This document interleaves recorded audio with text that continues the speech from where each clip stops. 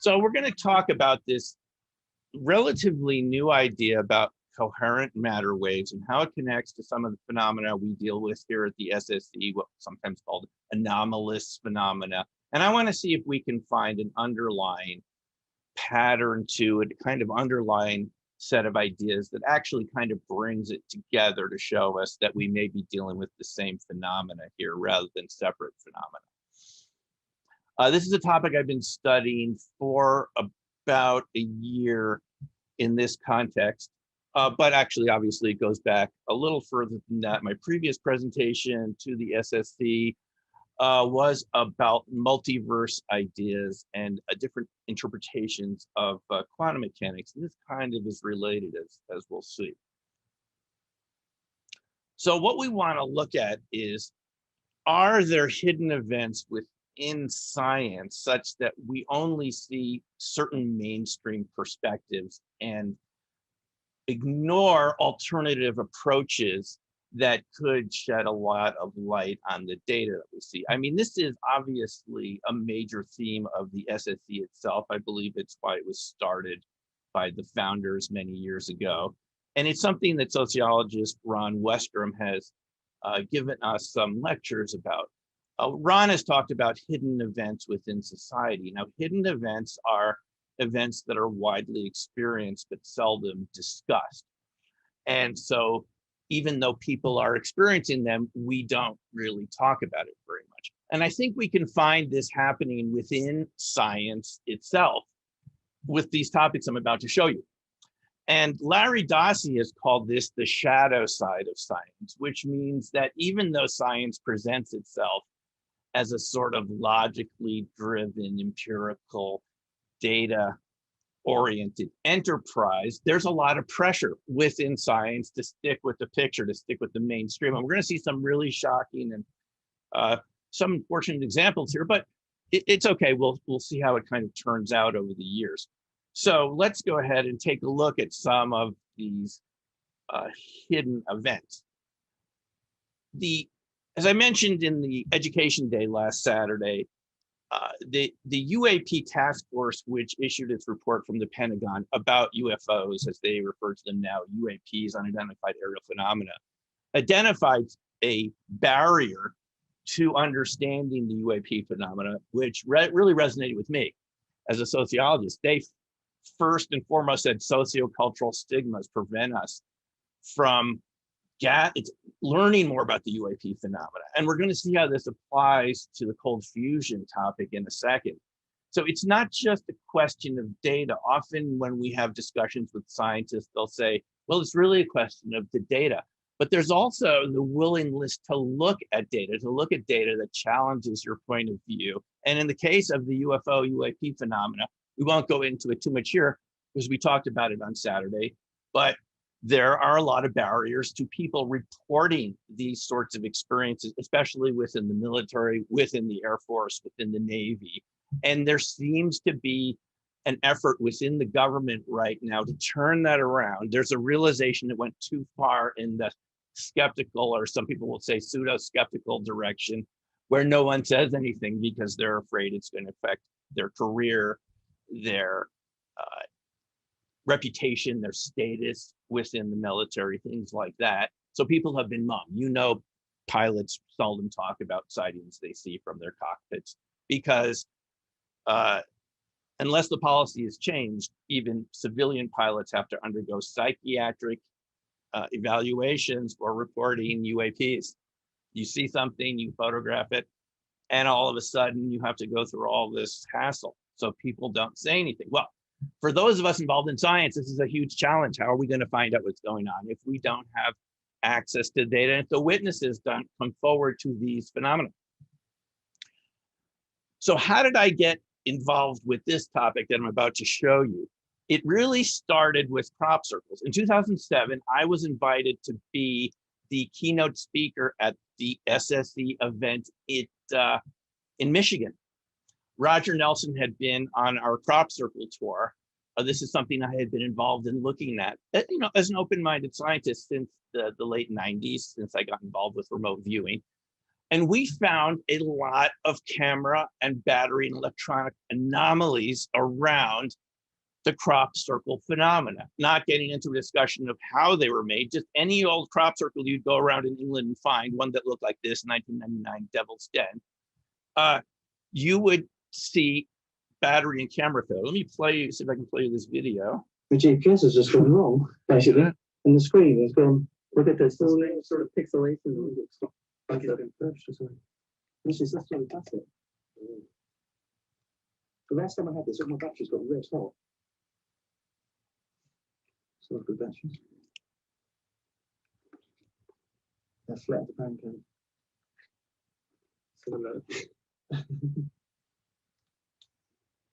That's only the same time as I've had. You had 14 hours on your Canon. 14 hours of battery life on the Canon as well. Yeah, so this is the sort of thing that I got to experience firsthand. I recorded this video, so we know it really happened. I was there. 3 people experienced battery failure within about 10 minutes in this crop circle in Wiltshire, England, near Marlborough, in 1999. And I was always curious ever since, how could something that seems like inert, like wheat, actually cause these electromagnetic effects? Well, I came to the SSC meeting in 2007 thinking, well, there are a lot of smart people here. Someone's going to be able to tell me the answer. But it really remained a mystery for quite a while. But I think some of what I'm about to show you may explain partly what's going on, of why even just the shape of something could create electromagnetic, electrostatic effects strong enough to zap electronics and destroy batteries and so forth. We also observed this sort of phenomena where the magnetic field in the crop circle was similar to the pattern, but it should be uniform. You're in wheat, and yet you get these really large scale changes in magnetic strength going around the formation. This is also kind of a mystery too. So let's go on to cold fusion for a second. You're all familiar with Fleischmann and Pons, the 2 chemists at the University of Utah in 1989, who claimed at a press conference that they had discovered something that they called fusion. They said the evidence for this was in the experiment they had set up. They were detecting excess heat. And at the time, the ideas around it weren't really strongly formulated, and Fleischmann and Pons came under a huge amount of attack. It's not just that they presented their findings to the media. They used palladium metal lattice loaded with deuterium to create their cold fusion effect. And they were promptly pounced on by the media in every possible way. You can see this article in Time, another article from Science Magazine, 1990, where they didn't even give them the benefit of the doubt. I mean, they basically turned on these 2 researchers and called it junk science, pathological science, cold fusion. Only the grin remains. You can't see that on the side of your screen with the little icons there of people who are here. And these articles were, I've looked at so many of these were just really biting criticism, ridicule of something that seemed, for some of us seemed sort of reasonable. I remember when this came out, I thought, that's kind of cool, this is neat. Instead of these huge, keep in mind that at the time, fusion was created in these really huge multi-billion-dollar reactors that created a magnetic field to confine a fusion reaction, something that similar that happens on the sun. And it was thought you needed these, expensive, complicated, very sophisticated machines. At the time of fusion reactions had only existed for about a trillionth of a second. They never actually did what they were supposed to do. So these guys come along and say, hey, you can do it on a tabletop. And there was a panel at MIT that reviewed it and, completely panned it. Even President Bush at the time, Senior Bush, created a commission. And they determined it wasn't real, and therefore you couldn't get patents in it and so forth.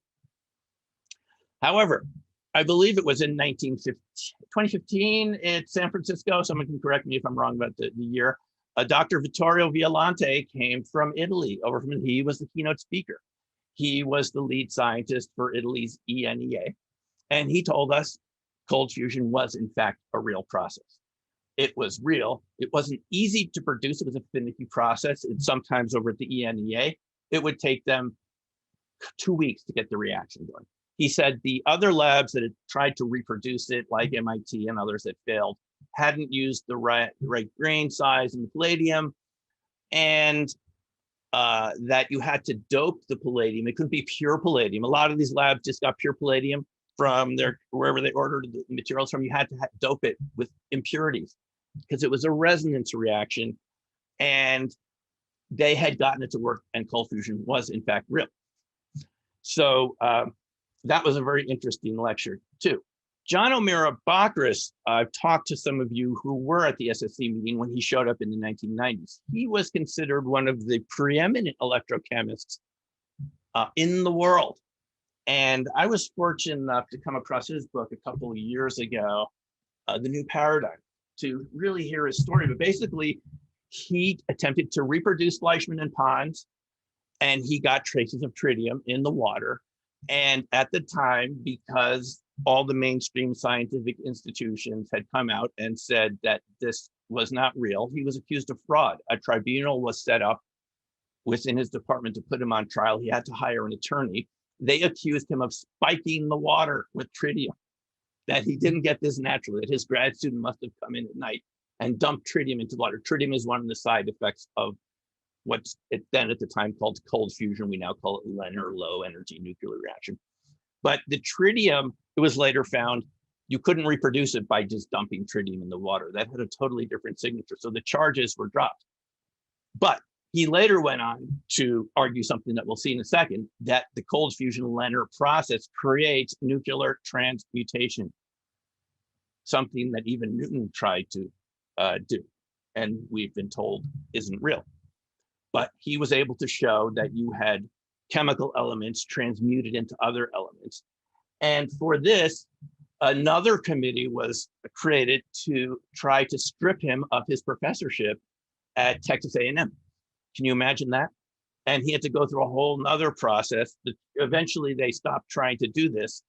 But they argued, because we all know that transmutation is basically alchemy, and alchemy is a myth, that this isn't worth our time, we shouldn't look at it. And he went through what was really the most serious type of thing you could go through as an academician, really, and he survived it. So we remember him quite fondly for standing up for cold fusion and being proven right in the end. More recently, we've had the Navy getting interested in cold fusion. They are looking at it. This is, you might have seen the spa war research that has come out over the decades, but it turns out the US military has been looking at this the whole time, just the way we were told by Hal Puthoff in 2018 that they've been looking at UFOs. They've taken cold fusion very seriously. They didn't consider it junk or pathological science. They realized that, as they call it now, LENR, has the potential to be paradigm shifting, game changing technology. Nuclear energy systems, the power densities are 6 orders of magnitude greater than chemical generation, and on, and all the benefits this could have commercially, and especially for the military, which uses a lot of fuel and energy every day. Energy savings and so forth. So the US military has taken, at least some of the labs have taken cold fusion very seriously and found very interesting results. Even more recently than that, we've had patents from Lockheed Martin. Here is their patent for what they call systems and methods for generating coherent matter wave beams. And they specifically reference the Herrenhoff-Bohm effect, Bohm being, yes, the same David Bohm that created ideas about quantum mechanics, particle waves, and so forth. That's the same Bohm. This was created in 1959. And as we're told in the patent, these are systems for generating coherent matter waves, coherent matter wave beams. And the way they're doing this is not by putting energy into a system, it's actually by subtracting energy from a system so particles can become coherent. They describe coherent massless particle beams such as lasers have been successful. created many disruptive technologies. And a counterpart to lasers is coherent matter beams, which they claim would be millions of times more powerful than lasers. And the analogy they use here, the Aronoff-Bohm effect, which I'll explain in a second, but it's like when you've seen murmurations of birds flying as a flock, or schools of fish, the way they can all sort of coherently move together. It doesn't require more energy to get them to move as the kind of a beautiful wave. It just requires coordination and resonance. And that's really what this entire patent is about. Coherence, resonance, and coherence. Exactly what Vittorio Violante told us in San Francisco, for those of you that were there. And if you weren't, you can go back and listen to his lecture. It's well worth listening to. And they talk about the Aronoff-Bohm effect. The Aronoff-Bohm effect being not just that forces act on matter, but energetic potentials from quantum mechanics, potentials which are just mathematical representations, in some cases just by imaginary numbers, have effect on matter. And this was proposed in 1959, and as they show below here, physically demonstrated by Tonomura in 1986. So once as a theory that might have been seeing something really hard to accept, was proven to be real. And they're proposing in this patent, which was awarded, by the way, this year in March, that we can use the Aronoff-Bohm effect to create cloaking, new types of propulsion, missiles, and a variety of other very interesting technologies. The least action principle is mentioned here, Aronoff-Bohm type of coherence and resonance. So you kind of get the idea. This is sort of a very interesting way of creating order with materials using potential energy potentials, not just force fields. It's very different than the way we were trained to think. And this is their mechanism for doing so. It's like a metamaterial which guides these particles through resonant cavities, through this dielectric barrier discharge system. You see the cathode and the anode there, and out come coherent particles that can do all sorts of interesting things. Now, this is also mentioned in a briefing to the CIA that was declassified in 2003 from Tom Bearden. You might have heard of him. He used to talk about the scalar weapons from the Soviet Union and why we should take these seriously. Apparently, he gave a briefing to the CIA, which has been declassified. You can see 2003, where the Aronoff-Bohm effect has now been weaponized. This is all the way back in the 80s. And he claimed the Soviets were already using these to influence weather and all sorts of other effects. You've heard of these attacks on some of the US embassies in communist countries. This is what he was talking about. You can look at this. This is online. It's been declassified. And it's really interesting of all the types of effects that he shows here. These, and he's referencing all sorts of hard to identify phenomena that were seen by pilots and other people in the atmosphere over the years. You may have heard about an incident where there was a very cold zone suddenly detected in the area of the Soviet Union in the 80s, which was suspected to be one of these types of weapons. Here, there's a giant radial structure seen in the sky over Florida and Alabama in 1983. Here, there was something that has been referred to a Tesla defense weapon, a giant ball of light that was seen from by a plane in Tehran in 1966. Well, the report is full of these cases. It's very interesting to look at. So here's another example of a very similar phenomena. If you can create coherent matter, you can create all sorts of interesting effects. Coherent matter and the Aronoff-Bohm effect in the Lockheed patent is specifically mentioned as a way to extract energy from a system, not just to put it in, but to pull energy out of a system to create cooling. Okay, and this is what's been seen in several cases. We also have Eric Davis's ball lightning study. Now, this is declassified thanks to John Greenwald at the Black Vault. It wasn't publicly available. This is a look at ball lightning 2002. We're familiar with Eric Davis. This is done for the Air Force. It has requests in there for ways of studying this, projects that be constructed. He goes through in the documents, very interesting. He goes through the phenomena of ball lightning, what we know about it macroscopically, and then he goes into the smaller scale, which we'll talk about in a second. Now, the interesting thing here is it mentions the same things we see in the Lockheed patents, actually.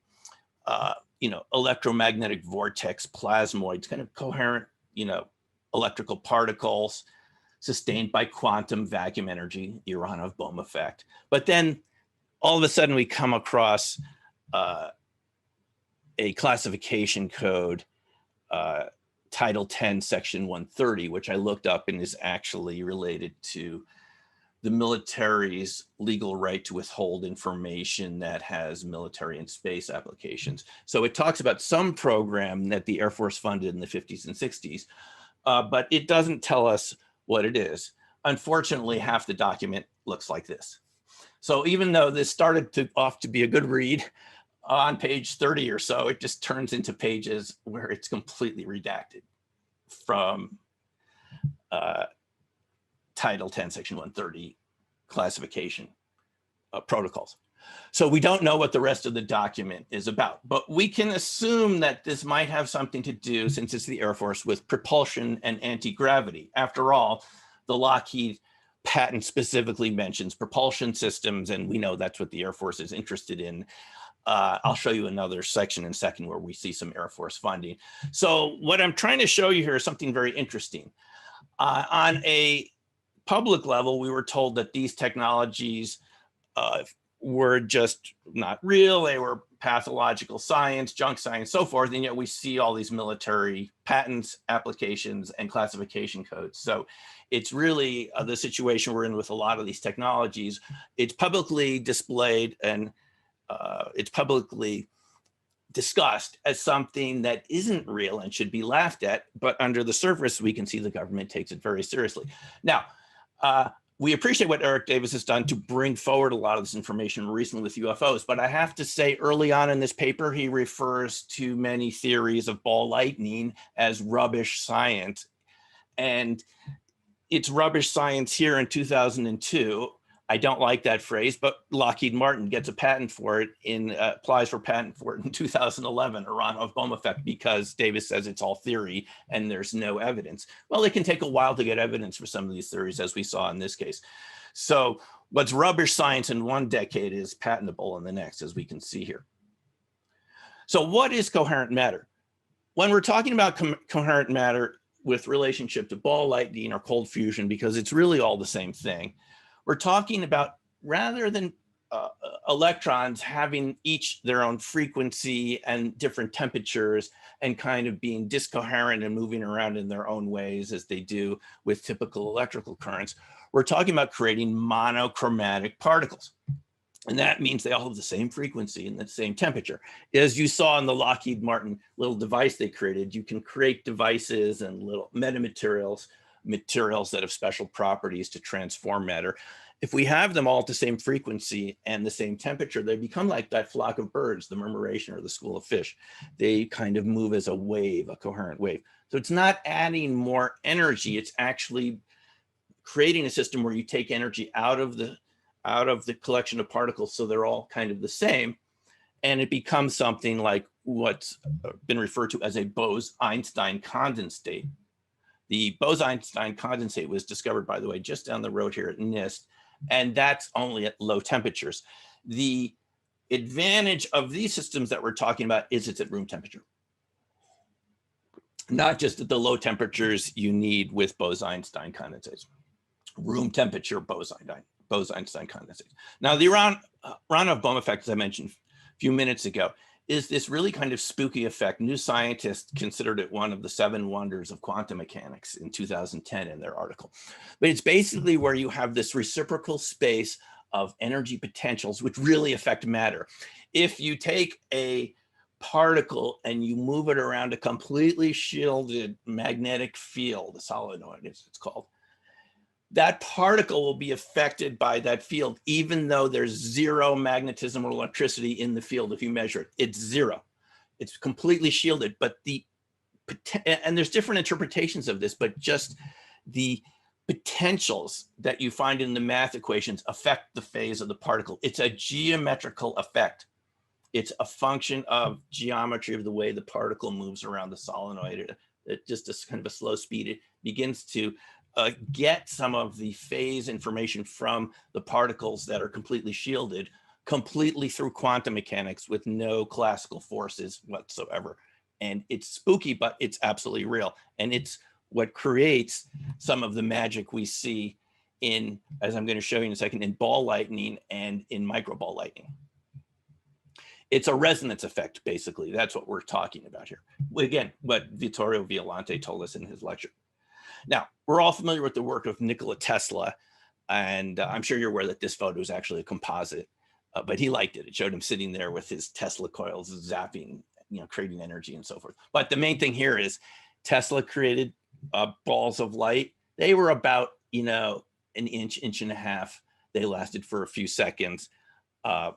And he's associated with this phenomena of actually creating this sort of cold fusion Lehner effect before anyone even knew what it was.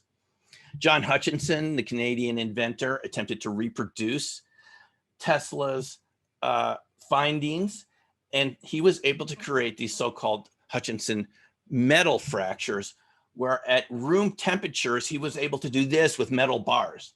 And in fact, John Alexander, who's been to the SSE many times, gave him a bar that was of molybdenum, excuse me, which was 20 centimeters long and I believe 4 inches in diameter. You couldn't bend it.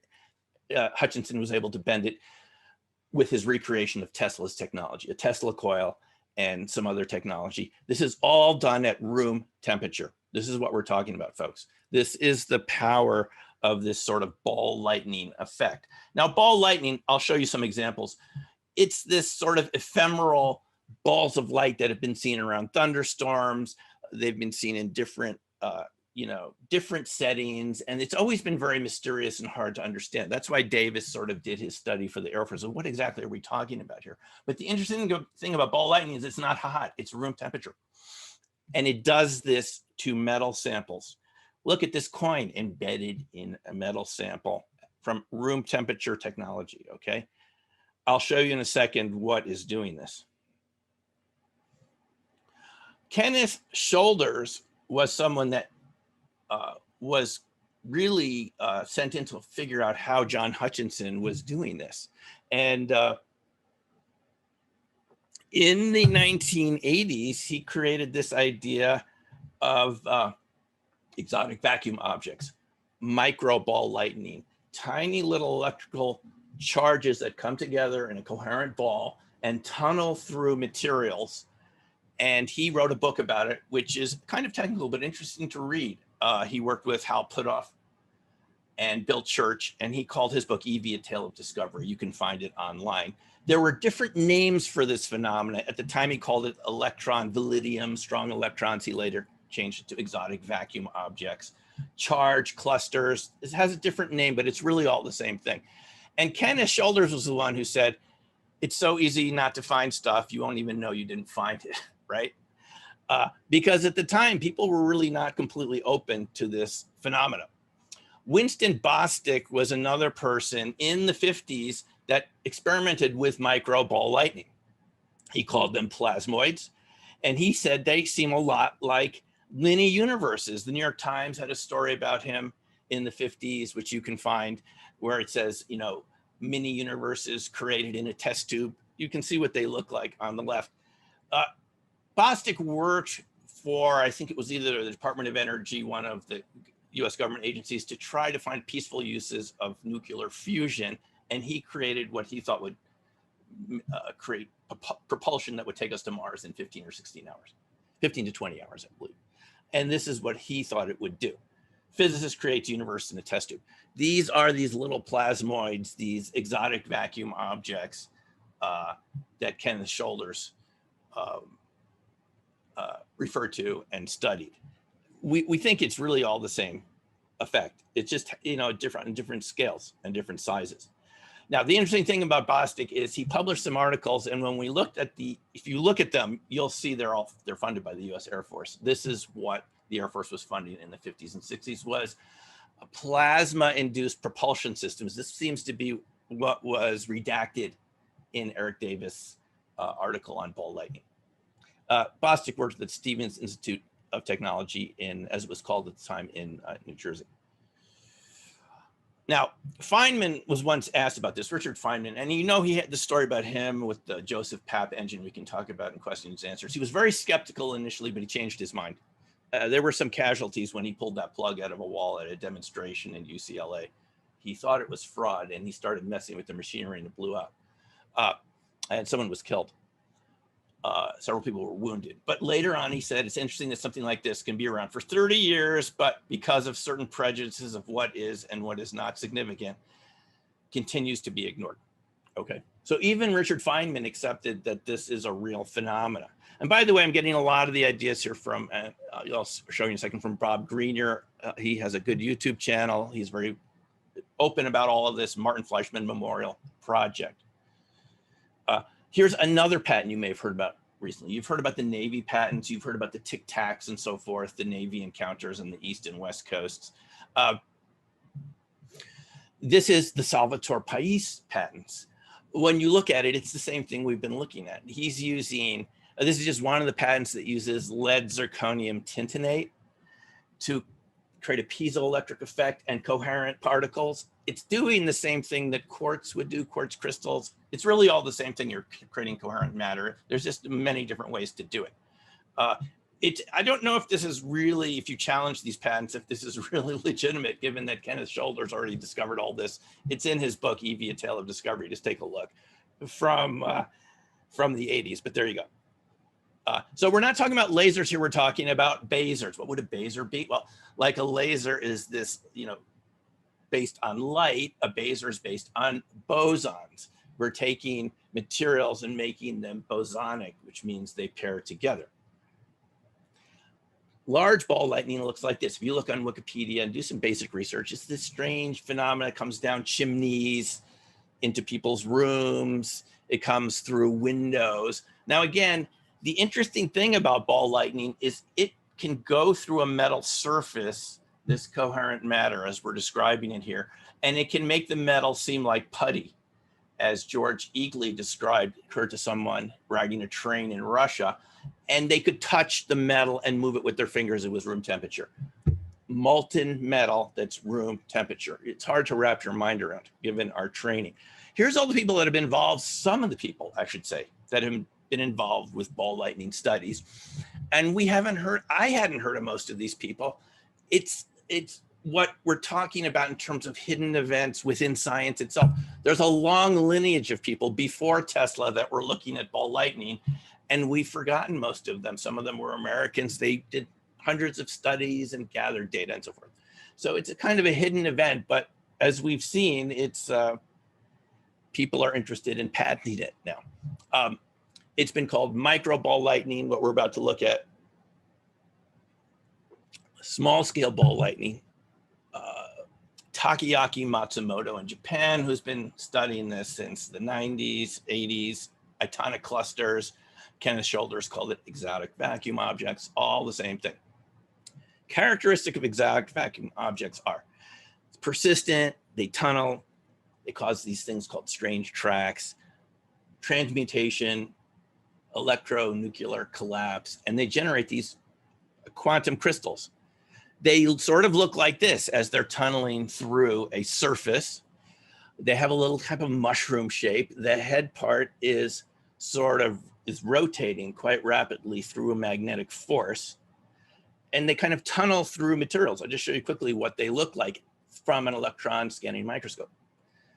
They create these very interesting impact craters, which are seen in the Hutchison samples. This is why it's reasonable to assume this is what's going on with the John Hutchison effect. EVOs are causing it.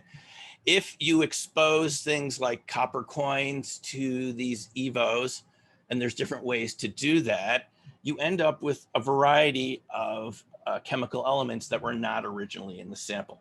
You get these beautiful fractal-like crystals from exposure to EVOs. And they're seen like little micro tornadoes. Where I have the arrow on the blue arrow there on the left, that's an actual photo that Takeaki Matsumoto in Japan took of how they kind of corkscrew through a material. They're not physically moving, but the structure of the EVO, and I'll show you what it looks like in a second, it's kind of like a self-replicating fractal set of rings. And it creates, from magnetic force, it creates a lot of motion at a microscopic scale and tunnels its way through materials. You can also see on the right, at the top right, what it looks like when it tunnels through a material. It leaves these impact craters, which are fascinating. We don't have time to go into all this now. And these little magnetic particle structures. EVOs are believed to be magnetic monopoles, not the persistent type that would kind of challenge the basis of physics, but emergent magnetic monopoles. They lean in that direction. And they create these little tornado-like shapes. This is ball lightning at a microscopic scale. And it emits little particles spiraling around. If you put it, if you do a fast frame photography of it as it's illuminated, which some believe are these kind of cold neutrinos that interact with matter, very similar to the relic neutrinos from the Big Bang. This is an image, the way Bob Greenyer describes his view of what the EVO looks like. It's very similar to what other people have described, kind of a nested set of rings. It creates motion, but none of them are actually moving. It's just that each one is creating this magnetic force, which gives the whole thing a lot of momentum, kind of like a mini tornado. And this is John Wheeler's description of the same phenomena going back to 1955. Now, if you were at my previous lectures, I was talking about the multiverse theory and Hugh Everett, who was John Wheeler's student at Princeton. John Wheeler called these EVOs geons. It's the same thing. Strong electrical field strength with these little circular patterns in a ring that creates a gravitational field. You can see why the Air Force might be interested in this. It creates its own gravity. That's how it tunnels through a material. It pushes through and it creates force on the other side. Wheeler somehow discovered this in the 50s. And as you can see, the part of the point of this lecture, this has been rediscovered and rediscovered in different countries for decades. It's all the same thing. Here is an EVO that was photographed in a Russian experiment that persisted for 2 days after the electricity was turned off. They tunnel into a material. Ken Shoulders said he believed they could last indefinitely. They can tunnel in and they can keep transmuting and doing things indefinitely.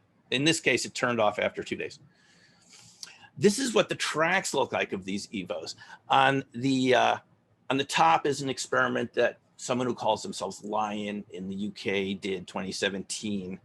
You can see they kind of tunnel around at this kind of random walk and then stop and stay right there. Kenneth Shoulders photographed it. You can see on the bottom left, this kind of fractal plant-like shape of the EVO tunneling through the material. Now on the right is a Russian tokamak reactor, regular old nuclear fusion done with the big reactors and the magnetic confinement fields. And it produces the same looking effect. Maybe these are the exact same EVOs produced in a different way, because the Shoulders technique is done with a tabletop device, just with a cathode and an anode emitting little particles and letting them cluster together. Now, here's one of the most fascinating things about this whole process. It creates a whole realm of chemical elements. You can start with any substance you want. It could be any heavy metal. Whatever the EVOs go into, they're going to churn out carbon, and then after they get through carbon through the different chemical cycles, the way carbon is produced, you're going to get all the elements that are necessary for life. And this is just from Mark Leclerc's cavitation experiments. You can produce EVOs from cavitation, shaking water with an ultrasonic machine. You can buy them on Amazon and do this yourself if you take the time. You start with water and you end up with all of these chemical elements. Yes, the ones at the right are the heavy, unstable elements, but that's only if you keep the machine going too long, keep the vibration too hard. You end up with lead and calcium. Fascinating stuff. This is literally alchemy. This is what John Bacchus got in severe trouble with at Texas A&M. But look at the data, it's real. Alchemy turns out to be true. I know you probably heard, like me, if you went to school, that alchemy doesn't work. It turns out it's real. Case in point, this is a pure lead ball photographed by Takeaki Matsumoto. You can see a carbon plume coming out of pure lead after the EVOs penetrated into the lead ball. How do you get carbon from a pure lead ball unless some sort of alchemy is going on at a nuclear level, nuclear transmutation? I mean, this is what Ken Shoulders talked about, and it's the evidence. It takes a while to get the evidence. This has been seen by all the researchers that do this. You don't know if you're looking at this, is that coming from the surface? Where is it coming? But that is been measured, and it's been determined to be pure carbon, a plume of carbon dust. Here is carbon film being ejected from indium after being exposed to EVOs. It just ejected right out of the indium. Look at that film. How is that possible? So this is a type of a transmutation process, which is fascinating. And I'm sure this is why conventional scientists may be really challenged by this. But again, this is the data. Other people have been exposed, seen the same thing. We've all been told that electrons electrons repel each other because they're fermions, but at close ranges, they attract. I was talking to someone in my local cafe, John Hauser, and he's an engineer, CU. He said, well, Simeon, how could electrons attract?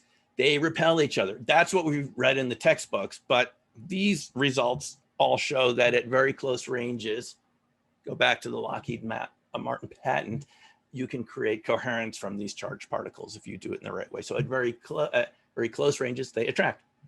There's just more going on. Ken Shoulders mentioned that the Egyptians could probably do this too. All you need is cat hair to create electrostatic charges, beeswax to create an insulator in some way to generate a spark, and you'd create these EVOs. In fact, EVOs seem to be generated every time you get a little static charge. They're generated by your car's automobile engine, lightning, but they're not becoming coherent balls because they're not in the right environment to do that. They just disperse. So EVOs seem to be, and this is really one of the main points here, a natural part of the universe. They've always existed, and we're just sort of discovering it now. So at low temperatures, you get Bose-Einstein condensates, but micro ball lightning EVOs are room temperature. So basically, nature uses the same processes, but it's using it in different ways.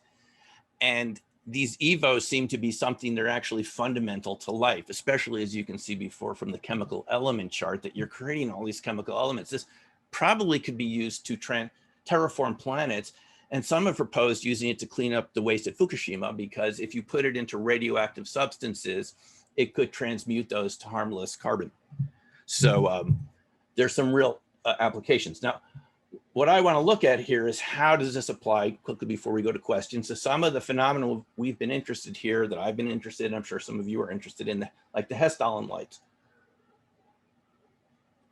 I found out recently that similar phenomena are at a place called Brown's Mountain in North Carolina. Maybe you know about that, John.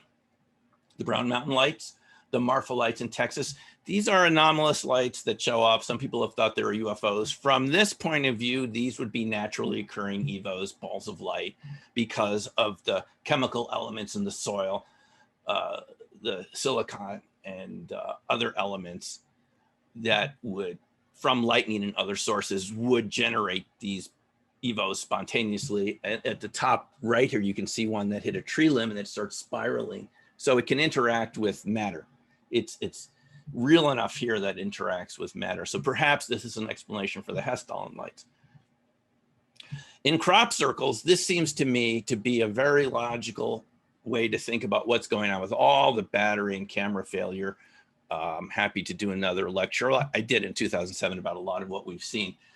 When EVOs come around any sort of, grounded electronics, batteries, and so forth, they're attracted to metals and things like this. They don't play nice with semiconductors. This is something we would have to work out if we used them as a type of technology. When an EVO goes into a wire, it collapses. and it releases something like 5 kilovolts of electricity all at once. This would explain why when we go into crop circles, you get this sudden failure. Somehow, the coherent shape of the crop circle could be leading to the creation of EVOs. After all, some of the stalks are up, some of the stalks are down. That's like a charge separation right there.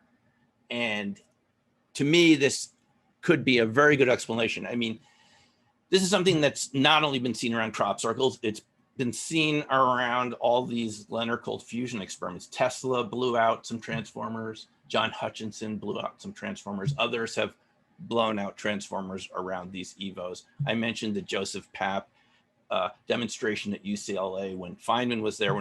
There was a ground plugged into the wall, and Feynman said, "Ah, you're cheating. It's got to be electrical source." He pulled it out. Well, that was grounding the EVOs. They built up in the machine, and it caused an explosion, if we're to understand it correctly. So this could be why we get short circuits around crop circles. In my view, this would be one of the leading explanations. By the way, that is a ball of light at the lower right. A German tourist actually saw that and took a photo. We were on the hill right behind. We were waiting for him to join us for a type of group meditation in the crop circles with Koch and Kyborg. And the German tourist photographed that little ball of light moving around there over the east field. So that's how, to me, coherent shapes of crop circles could lead to these kind of coherent types of matter that on discharge create a lot of can create a lot of electronic destruction. Simeon, we need to start wrapping it up because so I've got a couple more slides here. Let me see. This is just about the last two. Thanks. Okay, good. So for UFOs, first of all, you may have heard of this event where Brad Sorensen saw this thing called the Flux Liner. He went to an air show at Norton Air Force Base, and some of the people were invited to another place. He apparently saw something that fortunately no longer with us, Mark McCandlish, the graphic illustrator, drew. Brad said the room felt really cold. We know that John Hutchison, when he's done work with this Tesla technology, said the room gets cold. As we saw earlier, the Lockheed patent says that it kind of can pull energy out. This is why perhaps some UFO sightings create this feeling of cold around them, because they're using this technology. It's pulling energy right out of the atmosphere. You also get balls of light around UFOs, camera and battery failure, and the smell of sulfur, which it seems to me could be evidence of the same type of nuclear transmutation you get around EVOs. It would make sense. If you want to read about this excellent book is available published by NICAP in the 60s, Strange Effects from UFOs, full of cases of balls of light, smells of sulfur, and really weird electromagnetic effects from the 60s when this book was written. From sightings of these objects, which we know is all of a sudden being taken very seriously. We call UAPs now. So this could be why we get such strange electromagnetic effects around some UFOs, because it's the same technology at work. And finally, Bigfoot, the last thing I want to talk about here. This is something I started studying just about a year ago, visiting the Sasquatch outpost in Bailey, Colorado. I had met some witnesses who had seen Bigfoot at my remote viewing classes in Colorado, but I sort of dismissed it as something that was very rare until I went to the Sasquatch outpost, found that these were much more common than I thought. And we get these same reports around Bigfoot. Glowing eyes that emit light, balls of light around Bigfoot, teleportation, Bigfoot kind of moving in these nonlinear ways here or there. It doesn't seem consistent with an ape, just an undiscovered wood ape. Camera and battery failure, and the smell of sulfur, the same sort of thing that would indicate transmutation. This picture was taken a couple months ago by a woman in Drake, Colorado, who I got to speak to at a conference in Bailey a couple of weeks ago. And she heard these weird sounds. They were looking after someone's cabin. She heard the sounds of children playing, and she thought what she saw was movement. She aimed her camera and filmed something that looks sort of like, you can see the eyes and the nose, but the real important thing here is then her camera completely died, the iPhone. And she felt disoriented for a day and a half, she told me. She felt confused. She could barely find her way back to the car where her husband was waiting. He had to knock stones together. This is also reported. If you do your research about Bigfoot sightings, strange electromagnetic effects. Very hard to explain if it's just a flesh and blood creature. Ken Collins gave us a talk. He saw balls of light around a Bigfoot near Bailey, Colorado with 2 other witnesses. And Igor Burtsov, who is really the reigning Bigfoot researcher from the Soviet Union previously, he's been studying Bigfoot for 50 years, told us, and I had private conversation with him at the Bailey conference, that he first thought it was an undiscovered ape, then maybe a type of Neanderthal that hadn't been discovered, but now he thinks it's a type of telepathic paranormal human that we maybe perhaps are from, but we have forgotten how to do these things that the Bigfoot know. It's basically a type of human that can do cloaking and teleportation. So I'm suggesting here, perhaps there's types of life on Earth that know how to use these EVOs in a way that we've forgotten, that they're generating some sort of similar process. Maybe that's what all the fur is for, to generate static charges. People have seen Bigfoot that seem to discharge electricity. No joke. You can look on YouTube, is full of excellent videos about this. They're great books on Amazon, purely with witness encounters. By the way, and this is just about the last slide. This was the map I saw in Bailey. I had thought that this was a rare phenomenon. Looking at the map just in my area around Boulder, I couldn't believe there were so many sightings, evidence for very large footprints, the tree knocking sounds, and other sorts of things, tree structures and things that seem to be evidence of the Bigfoot creature. That it's really, I bet if you look in your area, you'll see that it's more prevalent than you thought to. But the real interesting thing to me is the electromagnetic effects, and why it may be the same thing we've been talking about for the past hour. So in any case, before we had the ATEP program, if you think this is really strange, we did have OSAP, and they were out there at Skinwalker Ranch looking at these phenomena. So it does seem that people are aware, our own government is aware of these phenomena. On slide 9, the slide that was leaked from Chris Mellon's site that he said it's okay to show, we've asked him. DOD controlled several facilities where activities have been detected. We know that was Skinwalker Ranch, where there were Bigfoot-like sightings. The Department of Defense was studying these cryptids and things like this. In any case, thanks for listening. That's my lecture. Do we have any questions? I think there'll be plenty of questions with this type of topics. Thank you so much, Simeon. Sure. There's just such a richness to, and I hope these are some of the books that Simeon has written, and I hope that you're planning to write a book about all this stuff as well. Yes, it's in the works. Okay, great. I'm happy to hear that, because it's very much needed out there to educate people as to all these nuances. And you have to do a lot of digging to be able to get into these topics. So first at the podium, which is very common at most of our SSC conferences, is Jörg Dobbins asking, Tesla is widely regarded as a crank because he didn't accept the standard theories of electromagnetism.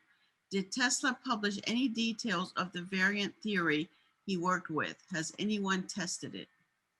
Yes, and thanks, Jörg. That's a great question. That's exactly what John Hutchison set out to do. His dad was an engineer, and I've been following some of John Hutchison's comments on YouTube in response to the videos at the Martin Fleischmann Memorial Project.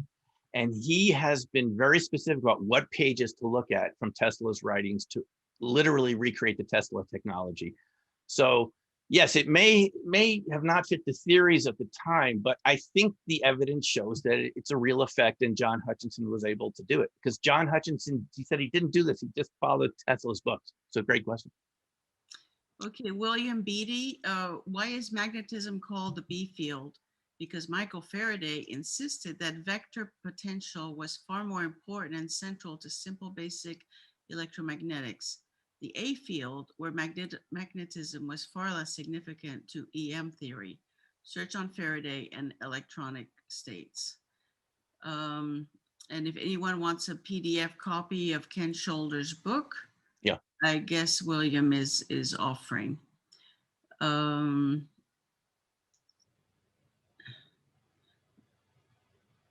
And then William also adds, well, a light bulb in a microwave oven develops vacuum leaks produced by microscopic drill holes in the glass adjacent to the sharp tips of the filament supports. Yes, that is true.